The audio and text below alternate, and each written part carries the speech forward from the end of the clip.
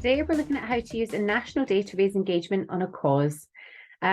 What these guys have done, so this is the British Bobsleigh and Skeleton team, and that's their official Facebook page. And what they've done is in support of, they're supporting the UK anti-doping hashtag Clean Sports Week, and so are their athletes. And what they've done is they've created a little video from one of their athletes around why she believes that it is a really important cause. Now, obviously, it is the UK anti-doping, so it's part of, it's a national commission, if you like. However, what they've done is use the hashtag Clean Sports Week. So I guess it's, it's a national hashtag, or it could be international, I guess, for anybody who wants to use it, and that could come under any sport. So they basically linked up with the anti-doping. They've linked up with the national campaign, and then they have used it to basically show a real support. They've shown through video contact, through a video, that this is something they believe in. So let's take a look.